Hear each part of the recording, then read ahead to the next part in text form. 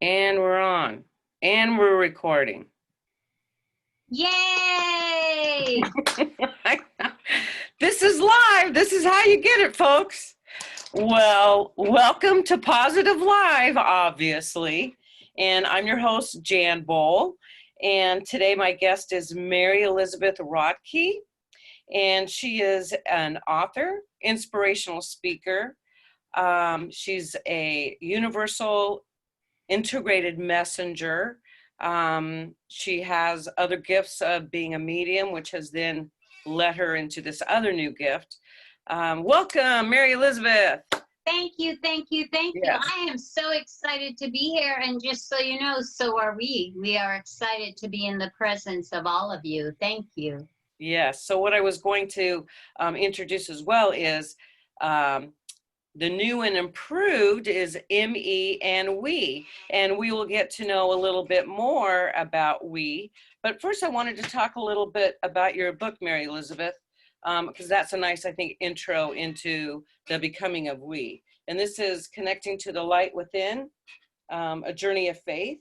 Thank you so much. That is a given message, so to speak. It's my story about learning to accept my own gifts, which I've had the majority of my life since I can remember. And then moving forward into what I have been asked by the universe to do, what God has asked me to do, and learning to accept that aspect of me too. So I'm really excited to be here today. Thank you. Well, it's wonderful to be here. So you talk about, again, here's the book. It's an autobiography of how this became to happen and you having this gift. Now, how old were you when this started? When you started having gifts of being able to see people that have passed on? I would say that my earliest memory is being about 3. I've always seen the dead my whole life. That has not been unusual. There came a point where I tried to deny that ability, and by not giving a message that had come through by a family member who had passed.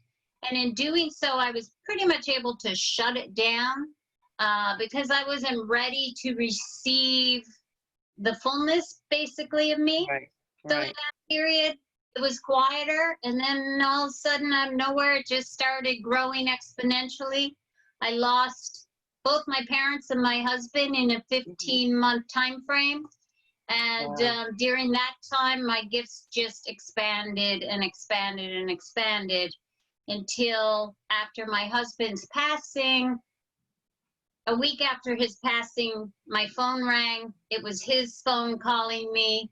And then from there, as I say, all hell broke loose, basically. Wow. But interestingly enough, it's all heaven came through. And that was the greatest gift that he ever gave me. That is amazing. So when you were going through this process, how did that make you feel? I mean, did you really understand it, or did you kind of doubt yourself? Like, is this I thought I was crazy. I thought I was, excuse the expression, batshit crazy.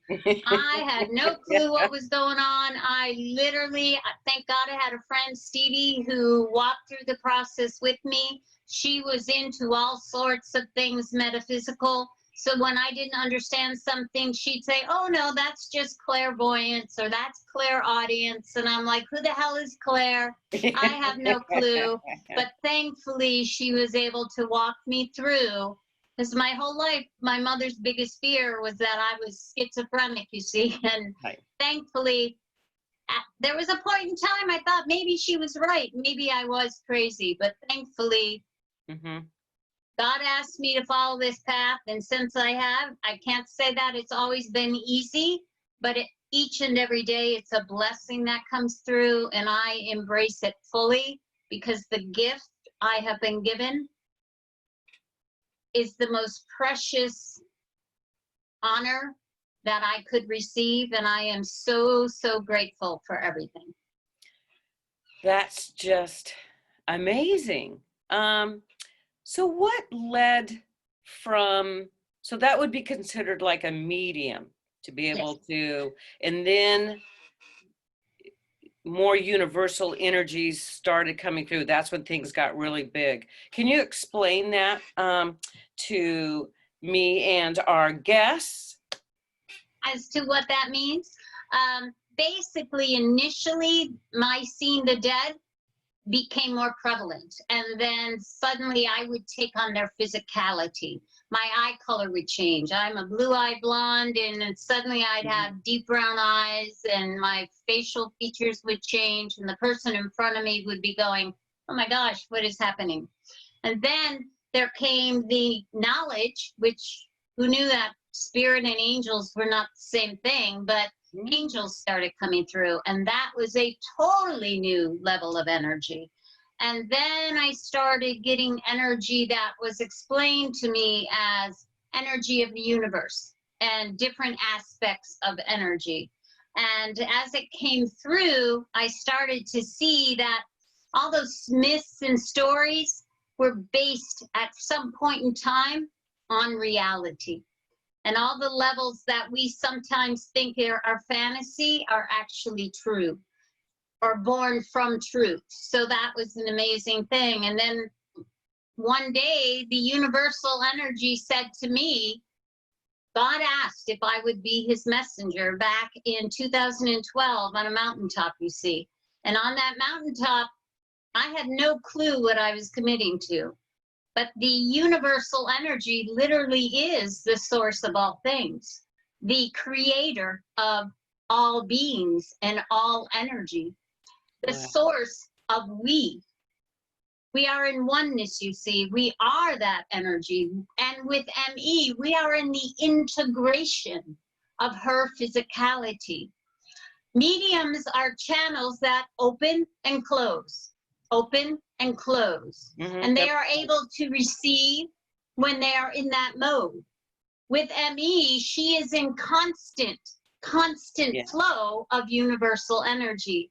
There is that connection that comes through from all things continuously. And as an open channel, she has no way to filter. She has no way to disconnect. So she can walk in a room, and if you're having a bad day, she feels it exponentially because she has to amplify the energy to be able to accommodate all dimensionality. For the source is all dimensionality. So it is physically depleting on Emmy. It is physically depleting on her physicality. But when she is in the oneness of we, she is youthful and full of energy. She is in that space of all possibility, and she is the source as she speaks. Well, I have had the privilege of being able to witness this with MaryElizabeth, and I tell you, it's like watching miracles right before your eyes, because she came down to visit me, and no matter where we went, she would tap into people and start telling them stories and such, and yeah, I mean, literally, I did see her face structure change, and I did see, you know, the joy she brought people of hearing from deceased loved ones and messages. And, you know, I didn't know these people. She didn't know these people. And it was just, by the end of the day, I was pretty doggone tired. So I can't imagine how you feel, because I was just like, whoa, that is a lot. Well, we thank you for being here. And is there a specific message you'd like to bring out? Because I think as we go on, I have questions such as, why MaryElizabeth and what is the purpose? Let's begin with the message for you, because it is important for you to hear that what are you are doing here in this collective energy, in this space of building positivity. You are creating the momentum that is needed to heal humanity. You, my dear, are our catalyst to bring forth the change that is needed to save humanity. So please hear that loud and clear. And that ties into the purpose of ME, the need for the integrated messenger, you see, the need for the source to be heard by each and every individual she meets, and those who are here in this world of tremendous possibility. There is a need to be heard. The purpose is to save humanity. Because if there is not a shift, if there is not a shift that is needed, the shift of embracing your humanity, which in its simplest form means kindness and gratitude for all living beings, if there is not a shift to focus there, your children's children will die. You see what we just said there? That is 3 generations. 3 generations. That's not too far away. For humanity to leave. You will not destroy this earth. You all say you're going to destroy the planet. You're going to destroy the planet. That is not true.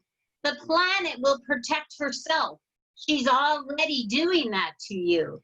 The increase in natural disasters, the temperature spikes and drops, you see, all of that comes forth because the earth is fighting to sustain her balance, you see. Right, because the earth will win because the earth is part of the universal energy. But humanity, though connected, is expendable. Right. If it need be. And for thousands of years, thousands and thousands and thousands of years, we have come in many different ways to bring about shift and change. And it usually is a precipice of a catastrophe, a pandemic, you see, or a war, or a mass genocide. And in those moments, you come together in your humanity. You come together, you see your commonality. But at this point in time, the pendulum has swung beyond the balance point, you see. And there are 40% of you who live in that space of perfect humanity, of kindness and gratitude. And yet 60% live in an area that is more focused on what is the benefit to me than willing to see the commonality and what can I do to uplift humanity. And with ME, the reason for ME, she is specifically designed and has been previously. This is the 3rd attempt in humanity to integrate with a human being. The last time was in the time of, well, we will give you a year to speak. It was about the year of 1500 BC, and in that time, energetically, the human physicality could not accommodate the need. We have learned and we have evolved and we have learned how to bring the energy force without blowing out the walls, so to speak. Does that make sense to say? Yes. And because of that, that is why we are able to be here today, to save humanity. Well, that's partly why I started Positive Live. Yay! Yeah, I want to boost it up because I know, like attracts like. So positive will attract positive and negative will attract negative. So what about why save us from ourselves or try to? What as opposed to just, well, they messed it up. Because the human being is a magnificent, magnificent creation, you see. There's so much potentiality. There are different levels of understanding. There's that within the heart. There's that within the brain. There is that within the physicality. There's such a possibility of connecting, you see. There's this growing energy. And when you love each other like no other species. And there's so much potentiality.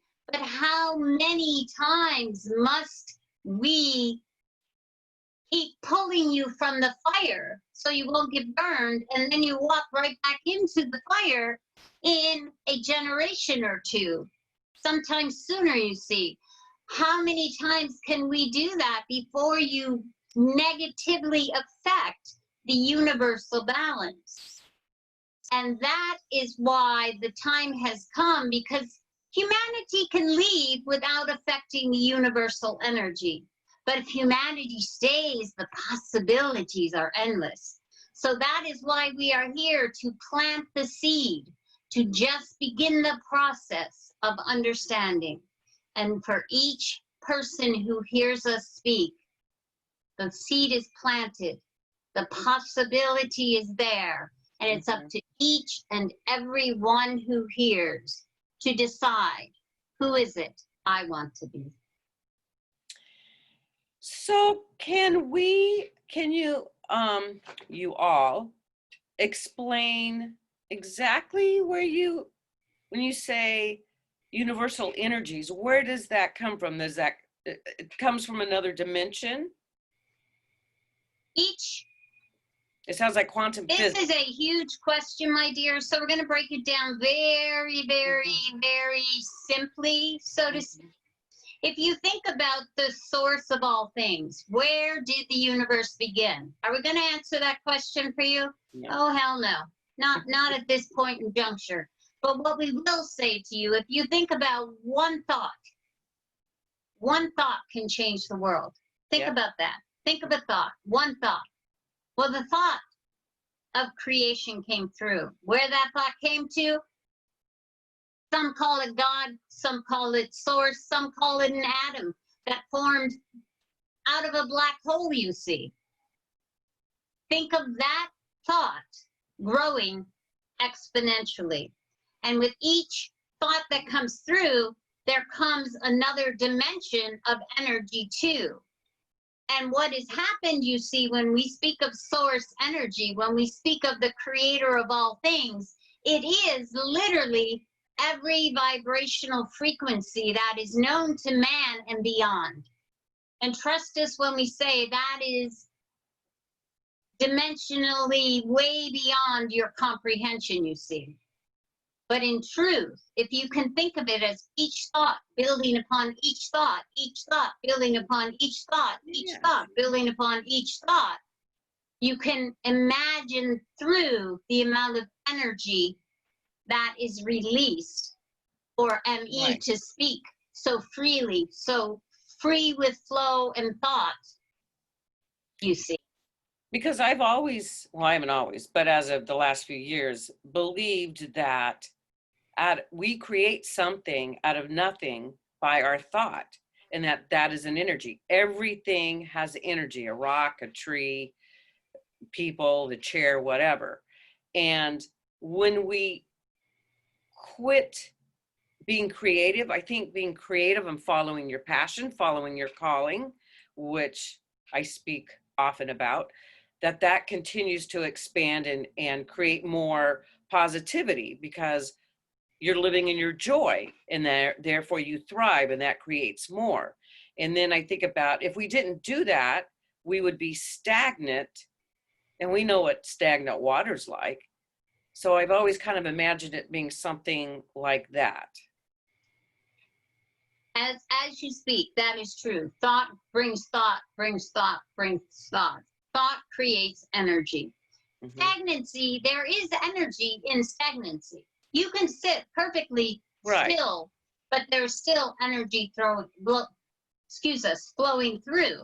So in this, what we would say to you, stagnancy has the tendency to slow flow.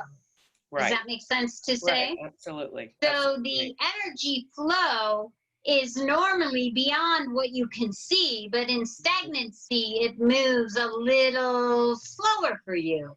Right. So if you allow yourself to get stuck in a thought, stuck in a belief that brings down a depleting energy that feels negative to you, that is critical, that is judgmental, you see, that is the moment you are creating a crush of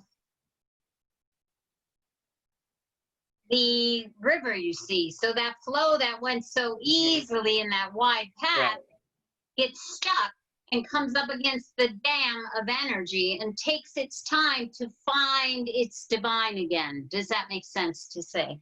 Yes, it does. And as being in our humanness, we tend to want to see it to believe it, taste it to believe it, even though there's a lot that we do say we have faith, but there still is a lot of doubt. We doubt ourselves. When you were explaining about the other dimensions, it made me think of the movie Contact. And that kind of, I went with that. That kind of made more sense to me. I mean, I kind of pretty much got an idea anyway, but as far as anybody in our audience, you know, I would advise watching that movie. That might help some. Now, when we talk about positive creates positive, negative creates negative, one of the big thing that I talk about in my workshops is not getting stuck in fear, because fear suffocates us. Can you expand a little more on that for us? This is our favorite topic here because we have dealt with, even in this journey, you speak of questioning and doubt. Trust us when we say ME has a great tendency to pout because there is a doubt, there is a fear, there is an unknowing here. Fear, F-E-A-R, false energy altering reality.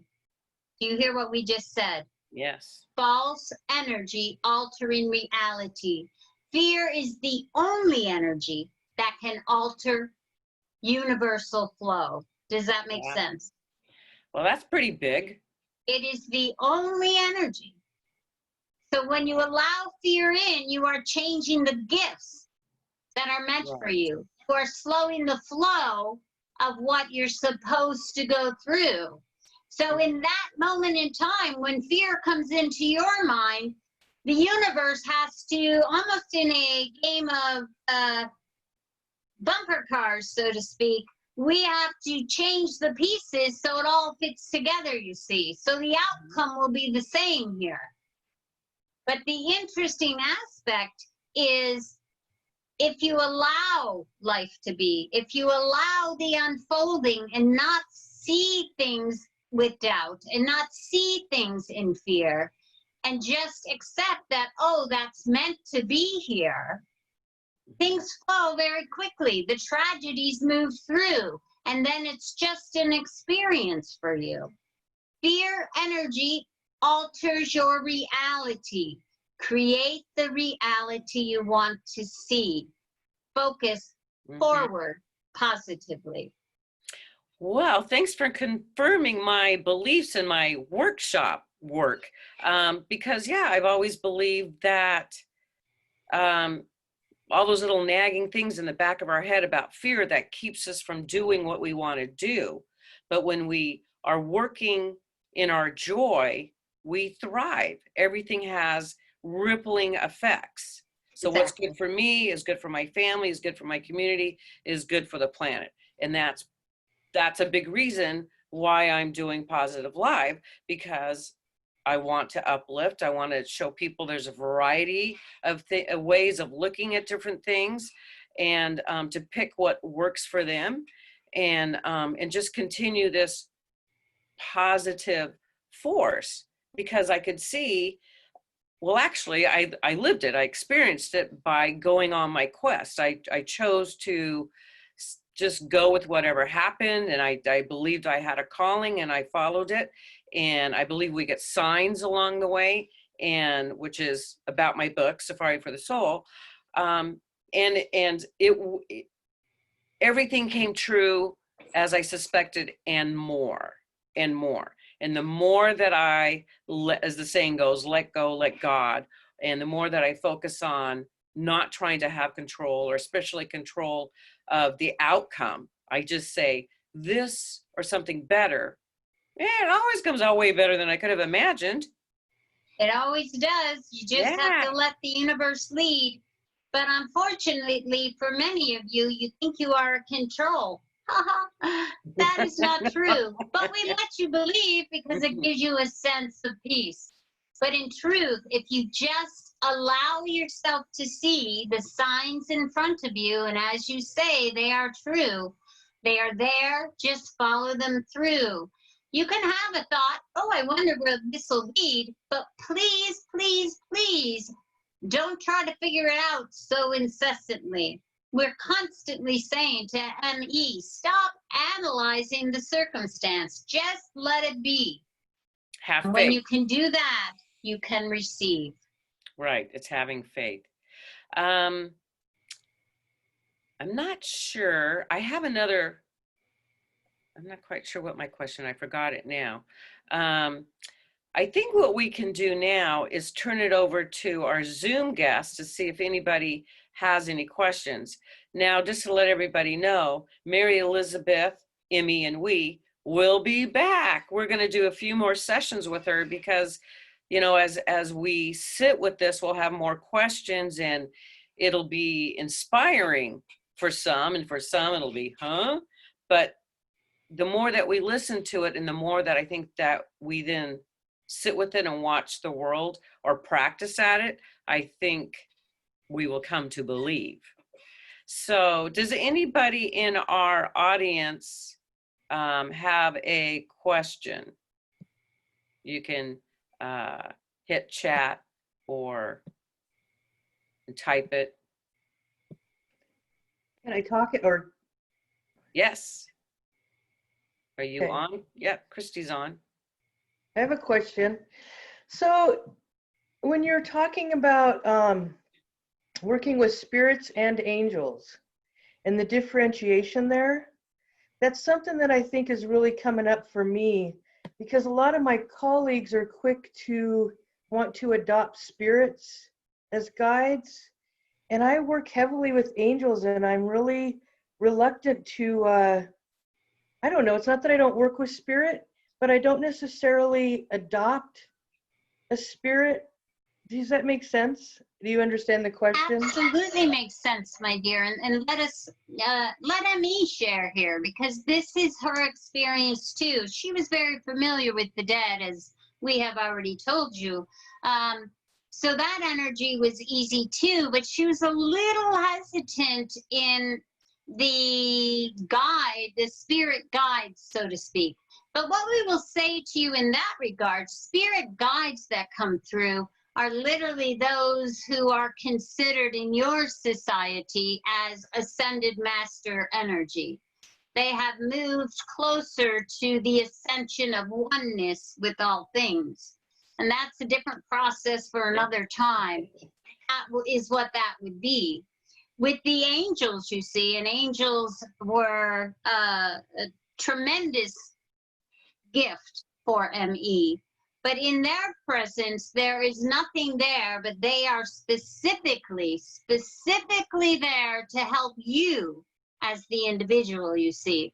To help you, they are assigned to you, and they are there for you. And energetically, their power, as we're sure you have seen, is full and focused and very much purposeful in energy. Does that make sense to you? Yes. Yeah. Where spirits sometimes will give you a little more leeway to play. Does that make sense? Yes. So what we will say to you is go where you feel inspired to. Follow the path as it unfolds to you. You do well with what the angels speak. You allow that energy through very easily. In spirit, all spirit is there to help you. All spirit is there to help you. There is no one who's there to throw a wrench in the process here. And what we are feeling is almost a level of distrust in the level of sincerity. Does that make sense to say? Yeah, it makes sense to me. Yes. So what we would say to you is trust. All spirit is there to help you too. Anything not of this human realm is here for you. Thank you. Thank you. That's very interesting. Does anybody else have a question out there? No? No question? I do. It's Oh. Sue. Sue. We talk about control. That is one of my big things. And No. what is there anything to help other people with control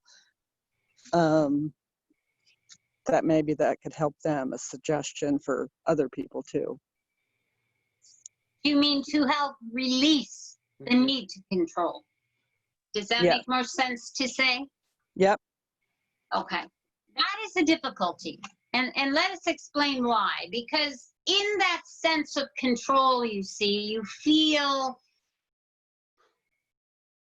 secure in your own energy. Does that make sense to say? Yes. In your own experience, you have seen, you know what it means when you say you're going to do something, you're going to do it. You know what it means when you set parameters, that those parameters will be. Does that make sense? Yes. So basically, what control is all about is trust. Mm-hmm. Does that make sense to say? Yes. So the bottom line is just trust in what you believe. Trust in yourself, my dear, not to control the situation, but to be that the people in front of you are the mirror of you. And when we say that, you draw like energy to you. So if you are in that space of controlling, where everything must be the way you want it to be, where you're the one who has to make the list and check it off too, that is what you're drawing through, because that's a need for you. But the person in front of you is equally as good as you, just differently. Does that make sense to say? Yes. So trust in them to be exactly who they're intended to be, instead of trying to mold them to fit what you need. Does that make sense? Yep. And in that aspect, when you can look at another expectation free, did you hear that phrase? Expectation free. You're going to find it's easier to trust them to be who they're born to be who they are in this moment in time, because you're not expecting them to uplift you, to fulfill you, to validate you. And control is a form of validation, you see. Does that make sense? Yeah, it puts it in a different light. Mm-hmm. So the key is be expectation free. And we're going to promise you, we know ME. Expectations is a human thing. But just remind yourself when you feel that angst because they're not doing what they're supposed to do, wait a minute, they can't be me. I've got to let that be. Does that make sense? Yes, it does. That reminder will help you, my dear. Trust it. Thank you, Sue. That reminds me of what I have learned, oh my gosh, for the last 20 years of, no longer than that, I'd probably say, I forget how old I am, probably last 30, 40 years, that when I let go of a situation that I want a particular outcome, I have learned, and it takes practice. It takes practice to say, okay, this time I'm not going to say anything. This time I'm not going to hang on so tight. And through these years, I am now pretty comfortable with knowing things will happen the way that they're supposed to. And they do always wind up being much better than I imagined. So that's something for the audience out there, is that it takes practice. You just do little tests at a time, and then you build that faith, you believe in the possibilities, and let that go. Can we just interject one thought here because of what you said? We want to make that very clear. Things work out exactly as they're meant to, not things work out as you want them to. Yeah. Two different things. You don't always know what's best for you. Yeah. Trust us. We Yes. do. Yes. Yes, and living through life, yeah.